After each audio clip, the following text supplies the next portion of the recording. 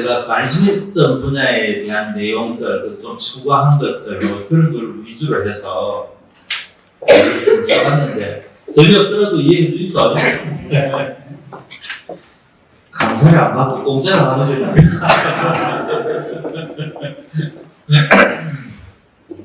하여튼 제목은 이렇습니다. 부산의 미래와 부산 민주당의 역할. 이제 내년에 지방선거가 6월 3일날 있기 때문에 저한테는 제일 관심사입니다. 그리고 여기에 계시는 우리 민주당으로서, 민주당의 당원으로서 지방선거에 제일 관심이 많은 분들이기 때문에 이런 정도는 알아야 됩니다. 알아야 되는 내용이기 때문에 제가 강의를 하고요. 부산은 지금 뭐 여러분들한테 부산 다 고향이시죠, 그죠, 이게? 저도 고향입니다. 어릴 때부터 살아왔던 그런 삶의 터전이기도 하고 애틋한 고향인데, 아시다시피 6.25 동란 이후로, 6.25 전쟁 이후로 대한민국 제2의 도시, 그리고 부산의 거의 대부분의 대기업들이 부산에서 탄생한 다 아실 겁니다. 그리고 바다 숨쉬는 문화의 수도시, 독재 한강, 민주화 선진 도시. 옛날에는 인구 한 400만까지 된 적은 없어요. 제가 어릴 때는 445 해서 그냥 400만 부산 시민이 이렇게 부르긴 했습니다. 근데 아마 최고로 맥시멈이 한 380만까지.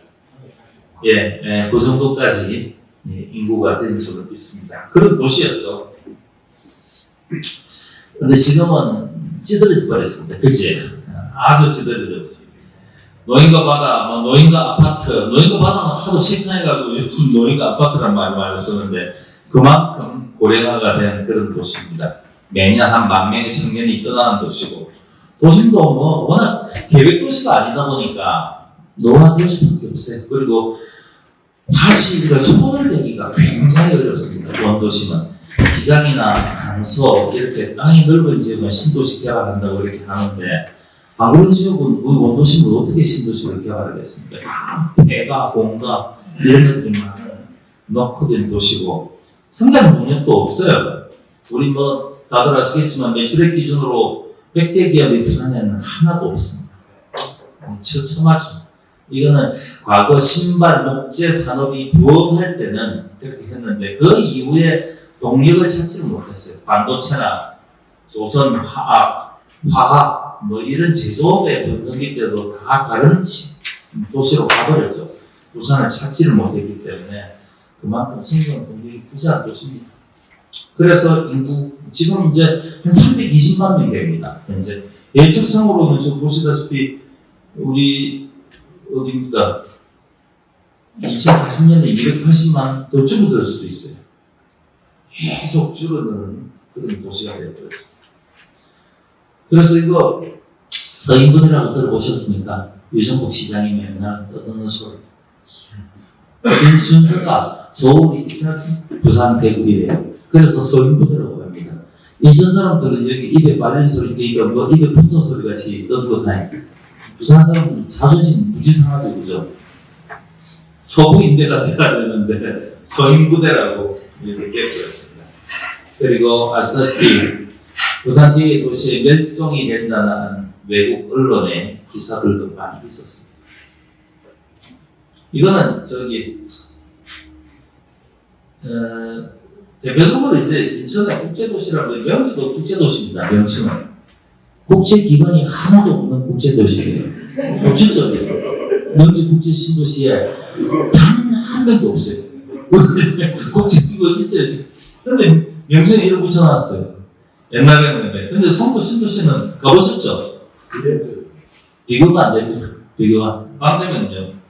뭐 살기는 좋아요. 조용하고 제가 거기 살기 때문에. 그런데 이게 너무 비교가 된다고 해서 이렇게 붙여놨습니다. 도시가 이렇습니다. 부산은 신도시를 만들었고 좀 창피하죠, 그죠? 아니 여건이야 훨씬 좋을 수가 있어요. 우리 여기 강서 지역이 송도보다 훨씬 좋을 수가 있습니다. 그런데 이 모양 이 꼴입니다. 완전 비교가 안 됩니다. 이게 뭐 가만히 있지는 않았어요. 우리 부산에서 뭐 이런 모습을 왜 가만히 있겠습니까? 여기서 위정자들, 소위 말하는 정치, 저도 했지만 공무원들, 많이 노력을 했습니다. 그동안에. 그래서 제가 게임 체인지라고 보통 하는데, 통상적으로 여기 보시면은 한 세 가지 우리가 이제 부산의 미래를 변화시키기 위한 노력들을 했어요. 그동안에. 첫 번째가 가덕신공항이고 월드 엑스포 부울경 메가시티인데, 가덕신공항과 부울경 메가시티는 민주당 정부에서 한 겁니다. 아시죠? 가덕신공항 자체는 우리 노무현 대통령께서 롯데산 롯데산 충돌 사고 때문에 만들었기 때문에, 그리고 완성도 뭐 사실 완성은 아니죠. 특별법을 만드는 것도 문재인 정부 때 됐으니까 가덕신공항은 우리 민주당 정부에서 발전을 걸었고 사실은 지금까지 과정을 끌고 온 겁니다. 부울경 메가시티도 우리 아시다시피 문재인 정부 때 부울경 메가시티를 뒤에 내용 나옵니다. 그런데 엑스포는 서변주 시장에 했어요. 이거는 제가 기획관리 실장할 때 엑스포를 서변주 시장 때 제가 부산시 기획관리 실장을 맡았거든요.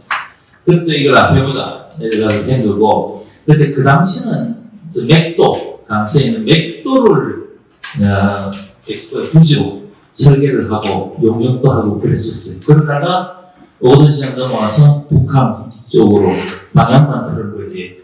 요거는 발단은 국힘 쪽에서 했습니다. 국힘 쪽에서 시작하고 국힘 쪽에서 망가뜨렸죠, 그죠? 항상 그런 내용입니다. 요거는 가덕신공항, 엑스포, 요것만 해도 뭐 그런 내용들입니다. 부울경 메가시티. 부울경 메가시티 진짜 그때, 이게 저도 이제 부시장하고 할 때, 권한대행하고 할 때인데, 거의 수십조의 예산까지 편성 다 드는, 지금 이제 5억 3척 체제라고 해서 지방시대 때 김경수 지사가 만들어가는 내용 중에 거의 뭐 대부분이 다 들어있어요. 부울경 메가시티. 제일 중요한 게 교통망 중심으로 해가지고. 그렇게 했었습니다. 그랬는데, 현재는 이제 하고는 있죠. 우리 가덕신공항 보면은 특별보통과에 허송세월만 막 했습니다. 근데 이제 이재명 정부 들어서 아시죠? 지금 이제 면밀하게 검토를 했습니다. 면밀하게 검토를 했는데 할 수 없어요. 제가 보기도 할 수 없습니다. 2030년도까지 완공을 할 수가 없습니다. 구조적으로. 안 되는 건 안 되는 거예요. 그죠? 그래서 현실적으로 2035년 개항하겠다고 106개월로 연장을 했습니다. 그럼 방침에, 근데 지금 국민의힘 박형진 시장은 딴지만 나요. 그죠? 이게 기사를 보시면 정부가 뒤늦게 공기를 늘리는 결정을 하면서 착공은 지연됐고 시민의 옳은 염원이 적기간 약속마저 들먹는 결과가 되어버렸다. 박형진 시장은 뭐 80% 공사기를 정했다. 그런데 건설계 시험에서 자기 모순을 겪으니까 저는 어느 누구보다도 가덕신공항의 과정을 제일 잘 아는 사람입니다. 아는 사람인데 이런 소리들은 뭐 부하같이 들어요. 아니, 이렇게 망가뜨리는 게 누굽니까? 윤석열 정부 때 허송세월 다 한 거예요. 윤석열 정부 때 그 길고 긴 시간 동안을 다 허송세월 벽버렸습니다. 일상초 지금 있는 활주로 방향은 제가 부시장 할 때 가덕신공항 처음 만들 때 그 활주로 방향입니다. 그런데 나중에 아시죠? 바다에 뜨는 부유식 공항 공법이라고 하면서 플로팅 공법을 한다. 이리 틀었다, 저리 틀었다. 현대건설 컨소시엄 해가지고 제대로 입찰도 못하고 유찰시키고 누가 했습니까 그때? 그때 윤석열 정부에서 한 거예요. 박형준 시정 때 그렇게 만든 겁니다. 삽도 못 던 거죠. 그래 놓고 지금 와서 이제 뒷수습을 이제 이재명 정부가 하는 겁니다. 물론 제가 보기에는 국토부 잘못입니다. 왜 그러냐면은 어쨌든 간에 윤석열 정부의 국토부도 국토부고 이재명 정부의 국토부도 국토부입니다. 그러니까 유찰을 시켰습니까? 현대건설 윤석열 정부 때 현대건설 컨소시엄을 왜 유찰시켰습니까? 이게 유찰시킨 게 아니고 현대건설이 돈은 투자를 해서 용역을 다 해놓고 빠져버린 거예요. 못하겠다고. 예, 그 비하인드 스토리 깊이 있는 스토리까지는 제가 알 수는 없는데 어쨌든 간에 네. 윤석열 정부가 3년 정도 했지 않습니까? 네. 그때 미리 부터 해가지고 지금 아직도 싹도 못하지 않습니까? 그렇죠. 그러니까 그때 빨리 했으면 다음 3년에 빨리 할 수 있을 때 밀렸잖아요. 그렇죠. 그 3년 동안 무엇을 했는지 다 그대로 풀어줬었다 이 말이죠. 그렇죠. 저도 그래서 제가 말씀드리는 거 아닙니까? 원래는 빨리 공사를 자꾸 뭐 하고 했었어야 되는데 그런 게 이런 게 있은 것 같아요. 제가 보기에는 이게 패턴만입니다. 박형준 시절하고 원래는 2030년 엑스포를 전제로 해서 가덕신공항을 29년 말로 개항하고 조금씩 이제 부분 개항 이러면서 30년도에는 비행기가 뜨고 내리게 하겠다는 게 목표였어요. 박씨. 일리가 있죠. 그때까지만 해도 엑스포가 될 줄 알았으니까 그때. 그래서 거기에 맞춰서 우리 엑스포 관련되는 교통망, 항공망도 그 계획서에 다 들어갑니다. 국제기구에 신청을 할 때 거기에 다 그렇게 해가지고 했었어요. 이게 아마 엑스포가 됐었으면은 무슨 일이 있어도 그 약속을 지킬 겁니다. 그럴 거 아닙니까, 그죠? 근데 엑스포가 안 돼버렸어요. 안 돼버리니까 이게 윤석열 정부장 안 돼가지고 윤석열 정부에서 계속 하는데 지지부진 끄는 거예요, 그냥. 정말 열정적으로 이걸 해야 된다. 이건 제가 보기에는 공항이라는 거는요, 하루라도 빨리, 한 달이라도 빨리 하는 게 좋습니다. 시간의 싸움이거든요. 개항을 29년, 30년 이런 목표가 아니더라도 빨리 땡겨서 하는 게 훨씬 좋아요. 왜 그러냐면은 제가 항상 얘기했듯이 이제 대구경부통합공시공항도 건설이 되고 하거든요. 영남권 안에서는 보면은 그쪽에도 국제공항 컨셉은 비슷합니다. 우리하고 이런 물류공항으로 하겠다는 그런 목표인데 어쨌든 간에 뭐 서로 윈윈할 수 있는 그런 관계라고 얘기하시면 제가 보기에는 그렇지 않고요. 경쟁 관계가 될 수밖에 없습니다. 공항이라는 거는 그렇잖아요.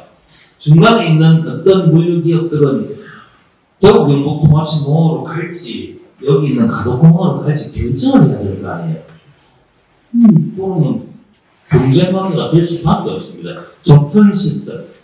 그러면 어떤 경우에도 경쟁이 이기려면 빨리 공항이 오픈이 돼야 됩니다. 그건 맞는 말입니다. 그래서 속도가 굉장히 중요한데 이 모양을 만들어버렸습니다. 그래 놓고 왜 이렇게 늦게 하느냐고 한풀이 하듯이 가르쳐줘요. 김하고 박형준 씨도 말이 안 되는 사람들입니다. 어쨌든 간에 결론은 106개월로 연장이 돼서 2035년도에 개항하겠다고 현실적인 대안을 저는 내놨다고 봅니다. 그런데 어쨌든 간에 공기를 이렇게 진행을 시키면서 남은 한 달이라도 하루라도 빨리 땡길 수 있도록 이재명 정부는 할 겁니다. 그런 노력을 하겠다는 약속을 분명히 했고요. 하여튼 그런 과정에 있다는 말씀을 제가 드리고 뭐 엑스포는 아시죠? 뭐 이 꼴에도 났습니다. 이게 수천억 들어가지고 29표 참 하지 마시죠. 대한민국의 국격이 돈이 엄청 들었습니다. 백서 지금 이제 발간했다고 내놨는데 백서 보신 분 있으세요? 그 안에 비용 어디 쓴 건 하나도 없어요. 그게 정작 중요한데. 그래서 우리 부산시당에서도 여기는 엑스포 특위 만들어서 제대로 검증하겠다. 이렇게 얘기를 해야 됩니다. 그 수많은 돈을 들여가지고 29표. 참 창피한 노릇입니다. 어디 가도 얘기도 못할 그런 창피한 노릇이고요. 돌기 메가시티는 어쨌든 없애버렸어요. 윤석열 정부 들어서 지금 있는 부산, 울산, 경남의 시도지사들이 다 국힘 아닙니까? 수십조 예산을 지원한다고 했고 지방자치법을 받들어서 특별자치단체 연합이라는 제도를 만들었고 그리고 구성을 하려고 했어요. 의회에서 3분의 1씩 지금도 파견을 하고 실질적으로 이제 의사결정 기구도 만들고 의회 같은 기구를 만들고 하는 게 특별자치단체 연합입니다. 하려고 했는데 없애버렸어요. 없애보시면 무슨 얘기합니까? 맨날 뭐 행정통합 얘기하고 하고 있잖아요. 행정통합은요, 제가 거의 30년 지방장치를 한 사람입니다. 요원합니다. 행정통합이라는 거는 왜 김경수 지사 그 지방시대 위원장이 그때 경남하고 송철호 지사 저 권한대행하고 할 때 이런 부울경 메가시티를 특별연합을 했냐면 그건 과도기입니다. 궁극적으로는 행정통합 이런 게 이루어지는 게 맞아요. 이렇게 하나의 통으로 해서 실질적으로 의사결정 구조가 작산자가 하나로 되는 게 그게 지금 트렌드에 맞습니다. 맞는데 어려우니까 단계를 밟아가는 거예요. 단계로. 그런 과도기적인 기구를 둬서 교통망이나 이런 거를 한시간 부분에 만들고 이런 노력들을 해서 하자는 건데 떠그름없이 없애버리고 행정통합하는데 행정통합 보십시오. 되는가? 안 됩니다. 이거. 그만큼 지난한 그런 과제인데 하여튼 이 모양을 만들었습니다. 결국 부산을 진짜 변화시키려고 할 수 있는 제대로 변화시킬 수 있는 세 가지 도전들이 가득 침공한 미완성이죠. 좀 늦어졌죠. 나머지 등에 실패해버린 겁니다. 내버린 거예요. 그래서 결국 국민의힘하고 박형진 시정이 무능, 무책임, 무대책으로 국가 균형 발전의 초석을 다 개민을 실패한 겁니다. 예, 박형준 시정이 이렇게 했어요. 그런데 이제 우리는 조금, 그래서 다 이제 약 30년 동안 부산을 이 모양으로 만든 게 국민의힘 탓이다. 맞습니다. 맞는데, 우리 2018년도에 부산을 집권을 했습니다. 우리 민주당이. 했죠. 시정, 구청, 그리고 시의회, 다 거의 소위 말하는 집권 여당을 운영을 했었어요. 했는데 잘했나? 이런 반성도 좀 필요합니다. 과연 잘했나? 잘한 부분도 있습니다. 잘한 부분도 틀림없이 있죠. 가덕 신공항이 그때는 어쨌건 총리실 검증위원회에서 하는 거를 제가 이제 권한대행 때 오던 시장은 나가시키긴 했지만 발단을 걸어가지고 관측을 시켜서 가덕 신공항 만들어내지 않습니까? 그 외에도 그 안에 뭐 서부산 의료원의 예타 면제라든지 뭐 성과들은 있어요. 있는데, 근데 전체적으로 보면은 과연 우리 민주당이 집권하면서 2018년 집권하면서 4년 동안 잘 운영을 했나? 여기에다 반성도 분명히 필요합니다. 잘했으면 또 국민들이 뽑아줬겠죠. 지난번 지방선거 때 부산 시민들이. 그렇죠? 근데 마음에 안 드니까 안 뽑아준 겁니다. 선거라는 거는 여기 주말 하시겠지만 냉정한 겁니다. 뭔가 잘못했기 때문에 선택을 하는 거예요. 거기에 대한 심판을 받는 거고. 거기에 대해서 우리 민주당도 깊이 있는 반성을 해야 됩니다. 이 균형발전과 부산, 그래서 균형발, 이거는 제가 이거는 좀 지나갈게요. 지역 균형발전의 태동기, 노무현 대통령 때 사실은 균형발전 하면서 제일 잘했습니다. 부산에 있는 대표적인 세계 혁신도시들, 우리 부산과 가운데 있는, 영도에 있는 그런 혁신도시라든지, 문현금융단지라든지, 대혁신도시라든지, 해운대에 있는 영화산업과 관련되는 이런 기관들이 내려온 것들은 제1차 공공기관 이전을 중심으로 해서 제대로 했었습니다. 그때 행정수도도 만든 거고요. 어찌됐든 간에 도움이 되지 않습니까? 균형발전. 그건 틀림없는 사실입니다. 획기적으로 했던 그런 기관이었어요. 근데 완성은 다 못했어요. 완성은 못했는데, 이명박, 박근혜, 문재인 정부까지 했는데, 제도는 이랬습니다. 윤석열을 안 넣었어요. 행위 없으니까 그냥 안 넣습니다. 그냥 행위 없어요, 그냥. 그래 보시면 됩니다.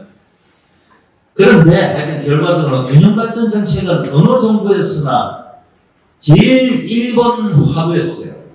화두였습니다. 그건 틀림이 없는데, 그래도 이 결과는 여전히 이 모양이 꼴입니다. 수도권 더 심화되고 있죠. 향후 인구 구조도 비닉군, 구입부, 고령화 이렇게 자꾸 몰려갑니다. 수도권으로. 이런 모양. 그래서 현재 대한민국은 어쨌든 실패입니다. 지금까지 전 정부, 윤석열 정부까지 정책의 대전환을 모색할 필요가 있다. 그런 의미고. 왜 실패한 원인은 제 나름대로 분석입니다. 이게 보면은 이 균형 있는 지원 시책이라는 거는 이게 나눠주기예요. 나눠주기도 지금도 지방성립기금이라는 돈이 있는데 1년에 1조씩 해서 10년 동안 나눠주겠다고 이렇게 만들어진 돈이 있는데 다 그냥 나눠줍니다. 신청은 같은 호흡으로 뭐 올라오기는 합니다만 결과적으로는 중앙정부가 결정을 하고 그러니까 정부 결정권나 하향 시키는 그런 노력들이고 전부 다 동의주예요. 동의주고 실질적인 권한이나 기관에 관련되는 이전 이런 것들이 없었습니다. 이런 원인이 있었기 때문에 실패를 했다고 저는 봅니다. 그래서 부산의 미래를 좀 봐야 되는데 지금 요거는 이제 국민의힘에서 아직도 주장하는 내용을 조금 적어놓은 겁니다. 아시다시피 요즘도 국민의힘 계속 이제 산업은행 부산 이전 얘기합니다. 그치? 얘기하는데 이게 민주당이 반대로 뭐 산업은행 부산 이전 안 된다 프레임을 계속 씌우기 위해서 이렇게 하는 겁니다. 근데 산업은행 하나원도 부산에 삽니까? 저는 산업은행 하나원도 부산에 산다고 생각 안 합니다. 산업은행이 오면 그 적재 자금들을 다 부산에 넣어줍니까? 아니에요. 이 산업은행 직원들이 과연 몇 명이나 되겠습니까? 또 뭐 일부 여의도에 있고 뭐 이래 하고 그러는 그래서 이런 프레임을 아직도 가지고 있다. 그거를 뭐 올바른 준비인가 이 말씀을 드리는 거고 여전히 글로벌 후보도시 특별법을 박정준 시정하고 국민의힘은 얘기를 합니다. 뭐 이런 내용들입니다. 하여튼 전반적으로 분야를 나눠서 규제를 다 프리하게 할 수 있는 그런 글로벌 후보도시를 만들겠다. 뭐 그런 내용인데 왜 부산만 이거를 해줘야 됩니까? 제 생각입니다.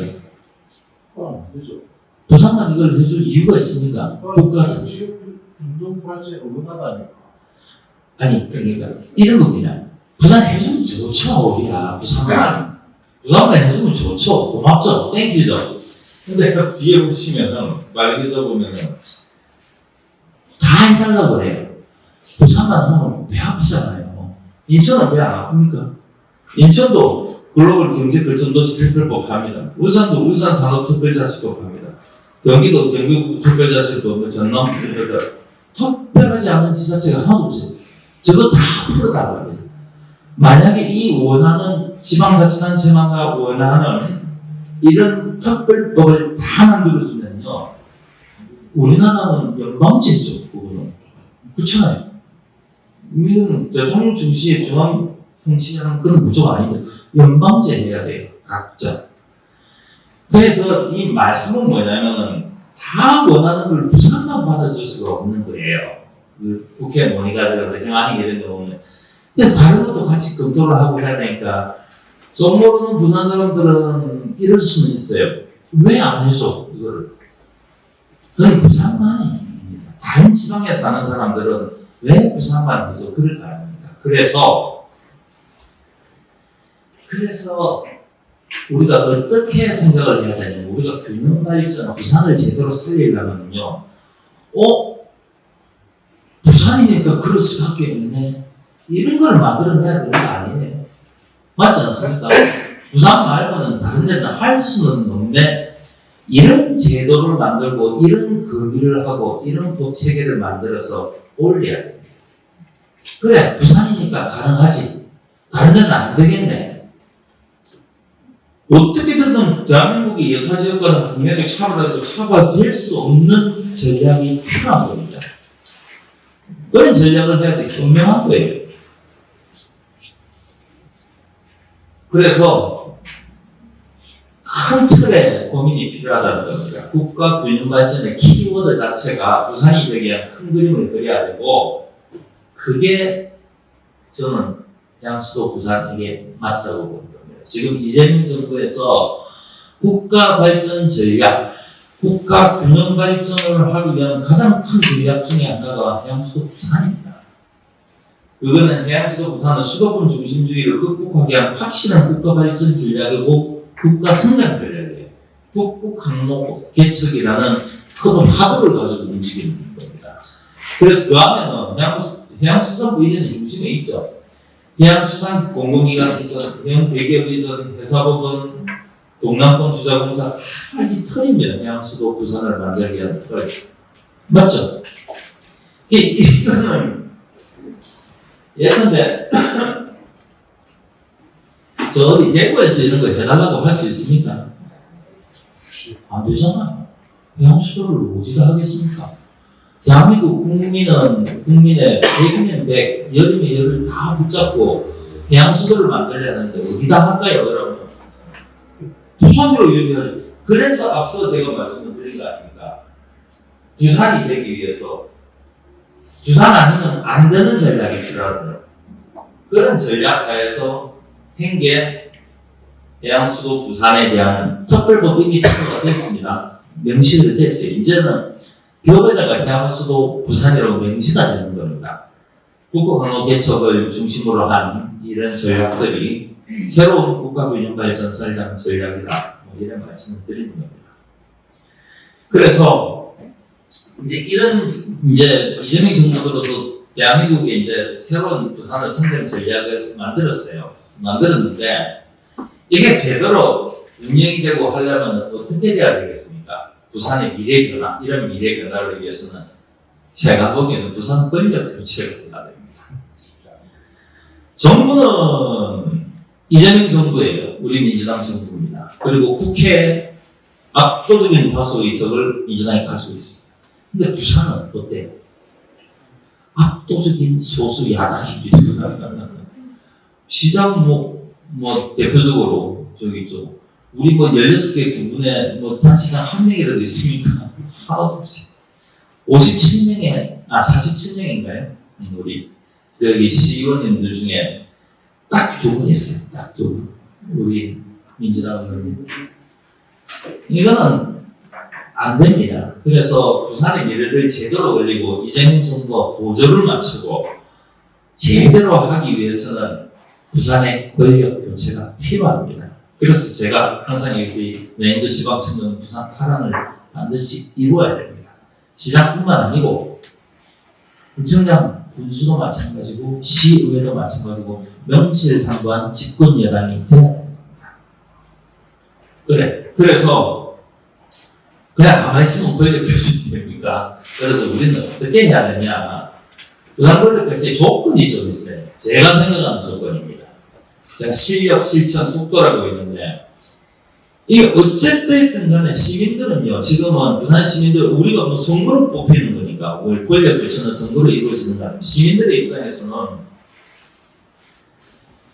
이제는 보수니 진보니 관심 없습니다. 주위에 누가 보수, 진보 이런 거 관심 있습니까? 없어요. 제가 보기엔 없습니다. 부산 시민들. 내 삶에 어떤 도움이 되느냐, 내 삶에 어떤 이점이 되느냐, 그거밖에 안 봅니다. 그래서 시민들한테 이렇게 제대로 효능감을 분명하게 같이 각인시킬 수 있는 일하는 똑똑하게 잘하는 민주당, 이런 각인이 없으면 부산 교체 안 됩니다. 실력이 제일 중요한 거예요. 실력만 있으면 됩니까? 실력은 부상을 할 수 있는 일하는. 근데 실천을 해야죠. 우리 지금 가덕신공원 몇 년째입니까? 수십 년 전으로 가죠. 30년 집권한 국민의힘에서. 우리 친내병원 공공병원하고 마찬가지인데, 제가 이야기하는 2017년도에 폐과도 8년째 저로 앉았습니다. 계획만 있으면 뭐합니까? 8년 전에도 공공병원을 해야 된다고 얘기를 해요. 지금도 아직 공공병원에. 아니, 실천 안 하면 무슨 소용입니까? 그 실천과 속도가 중요한 거예요. 근데 우리 이재명 정부에서, 자, 보십시오. 그래서 우리 이재명 정부 출범한 지 얼마 됐습니까? 23일에 대통령 모시고 계속 이전 공사 막 하고 2, 30날 거 보셨죠? 네, 옵니다. SK H라인 해온 우리나라의 물류 이렇게 에너지 이런 벌크선이나 이런 걸 중심으로 하는 선사 중에는 7위 10위입니다. 7위 10위에요, 두 개. 오기도 발표했잖아요, 어제. 해수부 장관하고 전재수 장관하고. 아니, 이런 속도감이 어디 있습니까? 수십 년 동안 국민의힘이 그렇게 했는데, 우리 민주당, 우리 이재명 정부는 불과 1년도 안 되는 사이에 해버리는 거예요, 이거. 해수부 있으면 저도 부산시에서 공무원 오래 했지만 수십 년 된 과정입니다. 딸랑 몇 개월 만에 하잖아요.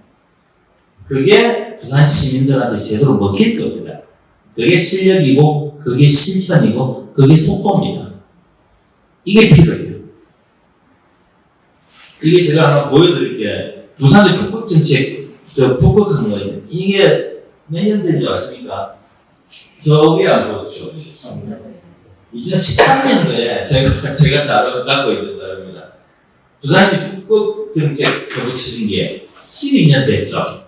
12년 됐습니다. 쭉 한번 여기 보시죠. 이거 잠깐만.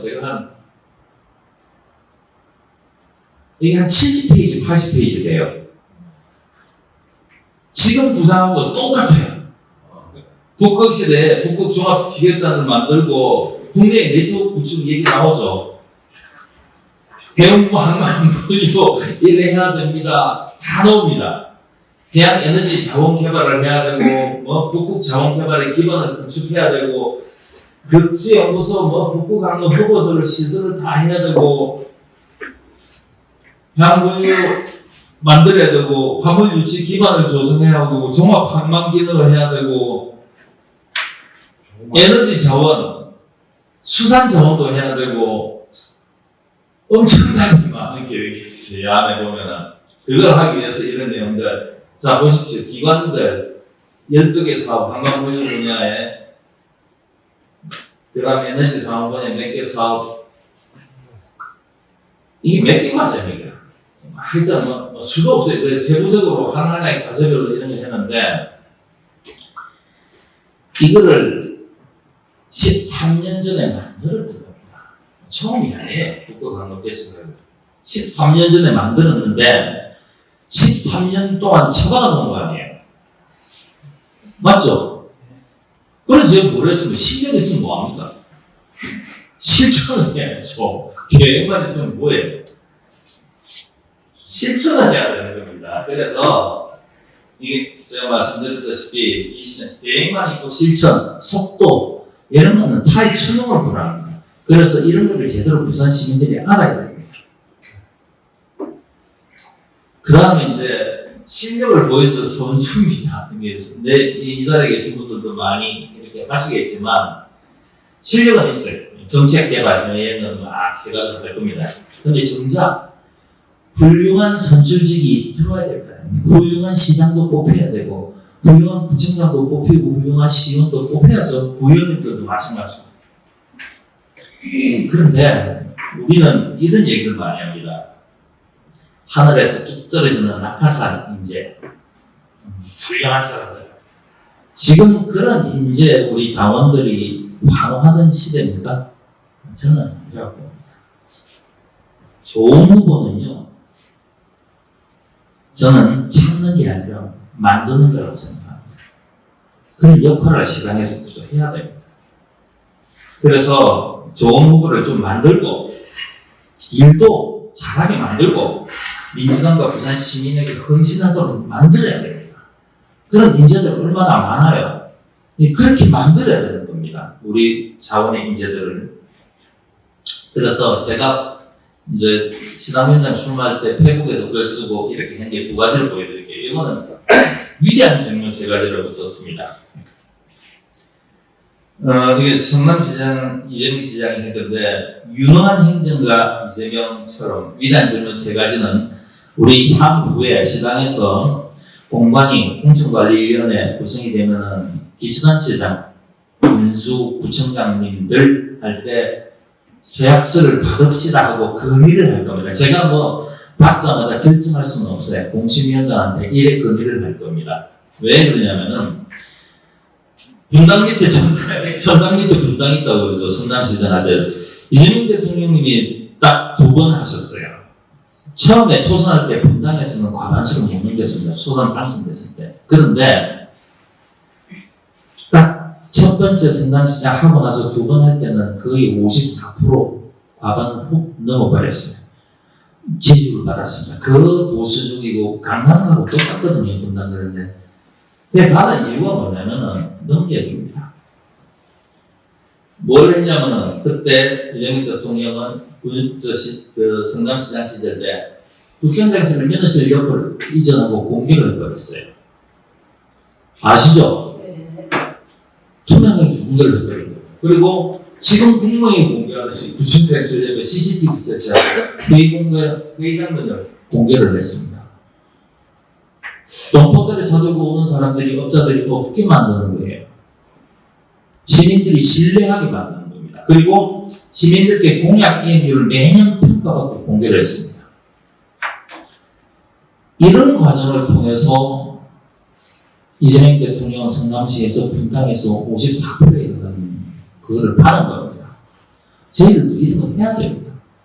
무슨 말이냐면 어렵죠. 얼마나 귀찮습니까? 내가 구청장 됐는데 민원실 옆에 가지고 다 투명하게 오픈하고 잠이라도 편하게 자겠습니까? 그거 졸려도 매번 사람 만나면 제대로 공개를 해줘야 되고 어렵습니다. 그런데 그런 어려움이 부산민주당을 제대로 살리는 거고요. 그런 부산민주당을 살리는 노력을 통해서 부산 시민들이 부산민주당을 새롭게 보는 겁니다. 그래서 제가 말씀드렸다시피 훌륭한 인재는 하늘에서 뚝 떨어지는 게 아니고 찾는 게 아니고 만들어가는 과정입니다. 만들어야죠. 그래서 이런 노력을 할 겁니다. 저희들은. 두 번째는 당연한 세 가지 질문입니다. 이거는 아까는 단체장들에게 있어도 위대한 세 가지 질문이 이거는 어찌 보면 당연한 거예요. 이거는 글자가 들어서 안 보이겠지만 자 이거는 기초의원들이나 관객의원님들 주로 저희들이 우리 똑같은 과정 공관위원장님한테 이런 거를 건의를 할 겁니다. 해외 연수는 계획 단계에서 지역 상무위원회 승인 문제냐. 요즘 의원님들 해외 연수 때문에 시끄럽죠. 제대로 해외 연수 가야 됩니다. 전국 그 외국의 문물도 봐야죠. 좋은 그런 게 있으면. 그런데 제대로 된 계획을 가지고 지역위원회 상무위원들하고 토론하면서 이런 것을 보고 오겠습니다. 신고해야죠. 그리고 조례 제정하고 교정시 지역 상무위원회 사전 보고하고 협의하고 이렇게 진행하겠습니까? 또 물어볼 거예요. 동네법입니다. 조례는 마을법이에요. 마을 주민들이 모르고 마을 주민들이 알 필요가 없는 조례나 동네법이 어디 있습니까? 알아야 될 거 아닙니까? 그런데 동네방네 주민들 만나러 다니는 것보다 지역위원회 상무위원회 있고 그런 분들하고 상의하면 좋잖아요. 그리고 월간 활동 성과를 정례적으로 지역 상무위를 통해 당원께 보고할 겁니까? 또 물어볼 겁니다. 안 그래도 홍보한 적 없는데 상무위원회 정례적으로 보고를 하는 게 좋잖아요. 의원님 활동사항도. 그래서 앞서 말씀드린 단체장 같은 경우에는 위대한 세 가지 질문, 의원님들 같은 경우는 당연한 세 가지 질문 이런 거를 공관위 구성 이런 거 할 때 물어보고 이렇게 하자고 할 겁니다. 어떤 분들이 이걸 거부를 하겠습니까? 귀찮죠? 근데 귀찮지만 이런 거를 통해서 부산민주당을 부산 시민들께 새롭게 보이는 겁니다. 우리 선수들을 훌륭한 인재로 만들어가는 과정이라고 저는 생각합니다. 안 그렇습니까? 이렇게 해야 된다고 저는 생각합니다.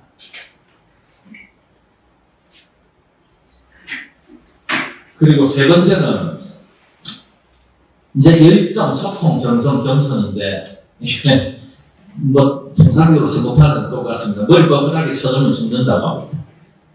딱 그래요.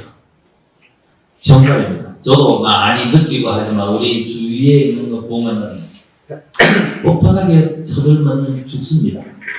2018년도에 민주당이 집권을 하고 나서 얼결에 대한 상황이라서 머리 바닥에 좀 든 경향이 있었어요. 지금도 저한테 이야기하는 사람들이 있습니다. 언론이나 이런데. 우리는 그런 경험칙을 가져야 됩니다. 지금 우리 국힘 다니면은 어떻습니까, 행태가? 아무것도 한 것도 없는데 아주 머리 뻣뻣하게 이렇게 하고 다니는 사람이 많으면 곧 죽을 때 그렇게 가는 겁니다. 그거는 겸손해야 됩니다. 그리고 골목 정성을 다해서 찾아다녀야 됩니다. 보기 좋잖아요. 그죠? 이런 활동도 해야 됩니다. 지역이기도 하지만 이런 활동들을 하면서 정말 주민들한테, 부산 시민들한테 부산 민주당이 변하고 있구나 하는 걸 보여줘야 됩니다. 자주 갈 겁니다. 지역에서도 해야 됩니다. 그리고 마지막으로는 누가 그러죠. 이제 지역에 다니면은 막 그렇습니다. 저도 많이 그런 걸 경험하는데 좀 도와달라고 이야기합니다. 그러면 뭐 어르신들 이렇게 얘기하죠. 내가 나서서 도와주지 못하고 뒤에서 조용히 도와줄게. 그런 소리를 합니다. 그 차 앞으로 가 있어. 그거는 안 도와주겠다는 소리입니다. 맞죠? 뒤에서 숨어서 도와주는 게 도와주는 겁니까? 그건 안 도와주겠다는 소리예요. 그거 아시잖아요, 이제는. 근데 그런 분들은 이제는 고맙습니다, 고맙습니다. 그렇게 하지 마세요. 이제는 떳떳하게 했어요. 됐습니다. 다른 사람 찾아볼게요. 그렇게 하있어. 왜? 이제 부산도 40% 넘는 고정층 지지층이 있습니다. 아시잖아요. 지난번 총선 때 평균적으로 한 45%에 육박하는 그런 지지를 받았고, 미흡하지만 이번 대선 때도 신혼부로 40.13%, 40% 넘겼어요. 이러니까 이제는 좀 떳떳하게 활동을 합시다. 숨어서 활동하지 말고 떳떳하게 활동하는 그런 자신감을 좀 가지자. 그 말입니다. 불가능한 건 하나도 없어요. 지금 몇 시입니까? 9시 5분입니다. 9시 5분. 1시간만 하려고 했으니까 한 15분만. 좀 빨리 마셔도 되죠? 더 속도하면 되는데, 이해는 다 하셨으리라고 보고, 불가능한 건 하나도 없습니다. 다 할 수 있어요.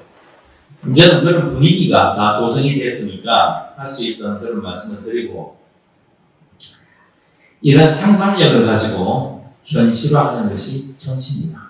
우리 정치인들은 여기도 정치를 하시겠지만 항상 그냥 저도 이제 한 30년 공직 생활에 있었지만 옛날에는 공직이 이 나라를 움직였어요. 경제개발 5년 계획하고 뭐 군에서부터 온 행정이 이렇게 하는데 지금은 그런 시대는 지났습니다. 지금은 민간의 영향이 더 크고 공직이 영향이 부족하다는 뜻은 아닙니다. 그런데 정치가 움직여야 됩니다. 정치가 이끌어가야 됩니다. 다른 방향으로 이끌고 올바른 방향으로. 그래서 내년에 지방선거가 부산 타강이 무엇보다도 중요하다. 그런 말씀을 드리는 거. 정치가 바로 서야 됩니다. 바로 서야지. 그래야지 나라가 삽니다. 이제 위기의 부산을 새로운 기회를 땅으로 만들자. 그래서 이거는 옛날 얘기인데, 계엄 이후에, 불법 계엄, 비상 계엄 이후에 그놈들이 우리 대선하고 그래도 이재명은 안 됩니다 하고 해서 막 붙였어요. 그래서 우리는 이제는 이재명이 두렵습니까? 그때 붙였습니다.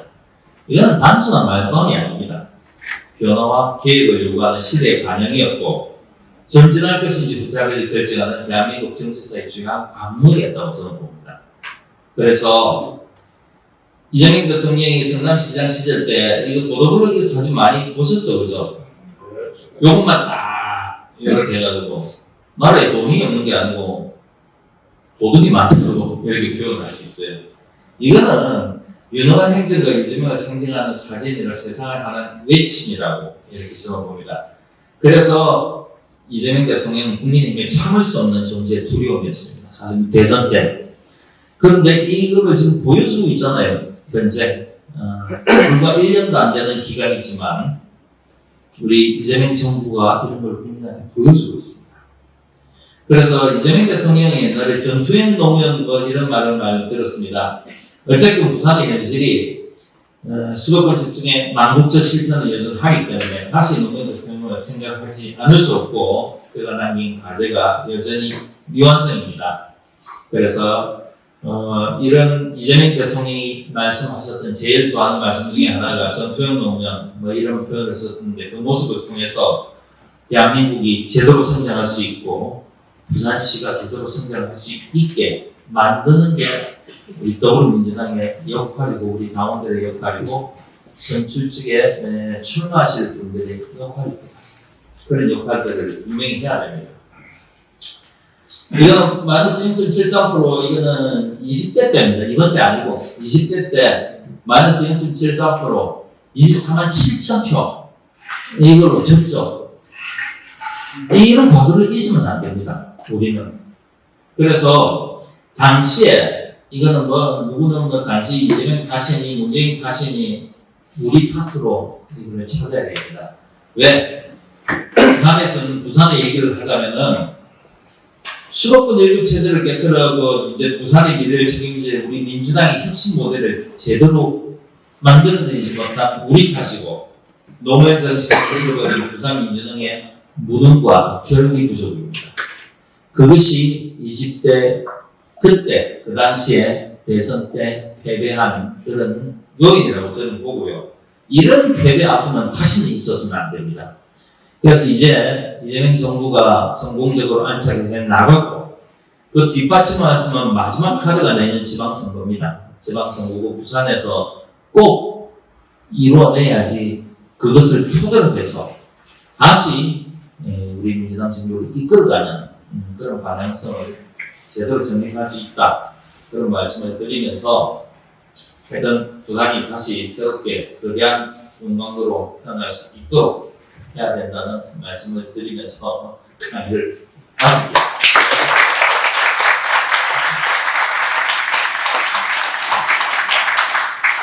뭐 질문 이런 거 하실 분 없죠? 아니, 하시겠습니다. 하셔도 됩니다. 네. 이런 의원님 생각하시는 혁신은 아, 혁신요. 시장 의원님 생각하시는 정치란 무엇인가? 아, 제가 생각하는 정치요. 제가 아까 정치 이렇게 말씀을 드렸는데, 저는 정치는 예컨대 제가 부산에서 정치하는 사람이라면, 뭐 대한민국에서 정치하는 사람이라면 국가, 국민의 삶을 새롭게 바꾸기 위해서 상상력을 현실화시키는 게 정치라고 저는 생각합니다. 똑같습니다. 부산에서도 제가 이제 지난번에 시장 후보로 나가고 국회의원으로 나왔는데 제 꿈은요, 부산에서 하고 싶은 것들이 많아요. 그런 풍부한 상상력을 제대로 현실을 한번 시켜보려고 제가 정치를 나선 거기 때문에 그 꼭 이루도록 하겠습니다.